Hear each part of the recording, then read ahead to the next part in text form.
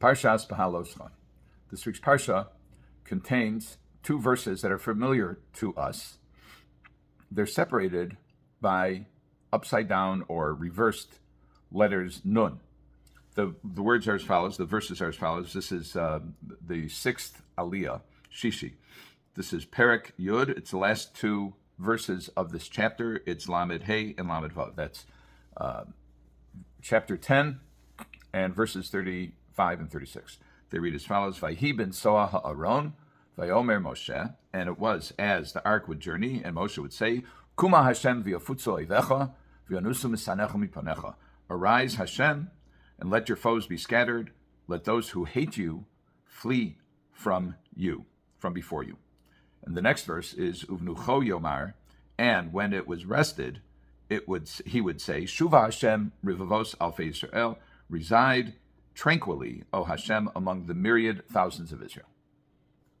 And this is separated by these simonios, as the Gemara refers to it. Here you can see, here's one upside down nun, and this is upside down and reverse nun. So what's that about? So the Gemara in Shabbos discusses this, and the Gemara says, Torah Rabbanan, Vayiben Soaron, Vayomer Moshe, Parsha Zo, Asalo Kadosh Baruch Hu, Simonios, Lamala Ulamata. In this Parsha, Hashem made markings, designations, both before it and afterward. Lomar she'ein ze makoma, to tell you this isn't its place. It doesn't belong here.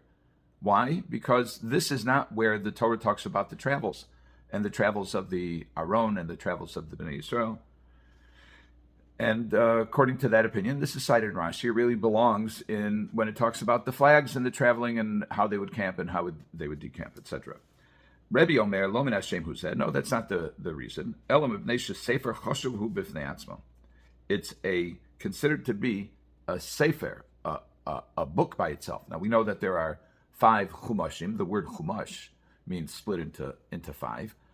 And according to this, and there are some sources for this, for certain purposes, these two verses comprise their own book, in which case you have the 4th book of the Torah, which actually has 3. It's everything in Bamidbar that's before this, everything in Bamidbar that's after this, and these 2 verses. So you have the 5 original, if you will, books of Moses plus 2. That's 7. What's going on here? So the question of why is it placed here? If it, let's take the first opinion. This is not its place. So why is it placed here? So Rashi says, quoting also Chazal, that it's to distinguish, to separate lahafsik bein puranos lepuranos, between bad stuff and bad stuff. What's the bad stuff? So the original bad stuff is that the way the Jews left Har Sinai, the Gemara observes that it's ketino kabareach mi beis hasefer, like a child who's running away from school. So that apparently is something of a negative view. There are those who say that the Bnei Yisrael, the children of Israel, were so excited that they were ecstatic and they showed it like children. But it seems that the popular opinion about this is that they were say, oh great, the bell rang, school's out, we're out of here. And that was not a good thing. And then there were the complainers later on, and these 2 verses separate between the 2. Okay, and what about, and you shouldn't have momentum of bad, so the Torah breaks it up. Now, what about this opinion that it's a sefer b'fnei atzmo? It's a book into itself. What could be the rationale for that? So there's a story that's told that in the name of my Rabbi Rav Ahron Soloveichik. I remember him telling the story. I don't remember all the details from him, but it basically goes as follows. Rav Chaim Volozhiner, he lived in the 1800s. He was the father of the yeshiva of Volozhin, considered to be the father of the modern yeshiva. So he used to speak at Shal Shudas at the 3rd meal on Shabbos, and one of the things he said was that the Torah has to follow the exiles, and it has one more exile to go, and then Mashiach will come.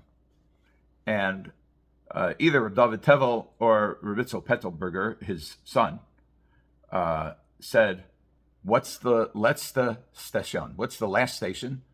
And Rav Chaim reputedly said, America. And I remember Rav Ahron saying that to say that the Torah would be in America was the equivalent of saying the Torah will be on the moon. It was considered to be absolutely outlandish. And when he explained that, according to the bearers of this story, when he said that, he started crying bitterly. And he said, can you imagine all of the suffering that the Gedolei Torah, that the teachers of Torah will have to go through in order to establish a center for Torah learning in America? And the Netziv ties that observation to this verse. And according to, and I spoke with Rav Ahron's son, Rav Moshe Soloveichik, just a little while ago, and he said that his understanding of the Netziv is that there would have been a different Torah had the Jews not sinned, had they not sent out the Meraglim, the spies, had they accepted Eretz Yisrael, they would have gone straight into Eretz Yisrael. And everything would have been good. It would have been better than it was now. And that would have been a different Sefer. That would have started with Vayhi ben Aaron, when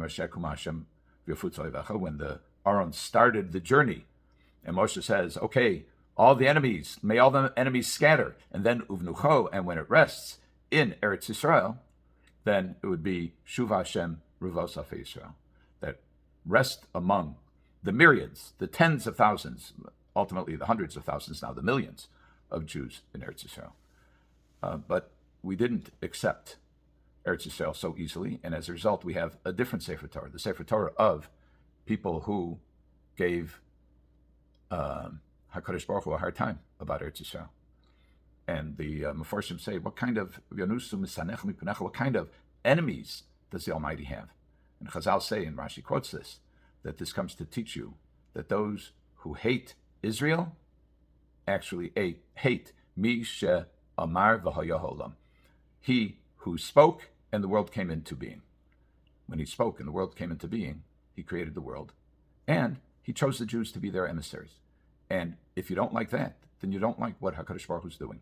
And evidently, not much has changed. Our goal, to bring Jewish life and the Torah back to Eretz Yisrael in all of its glory. Have a good Shabbos.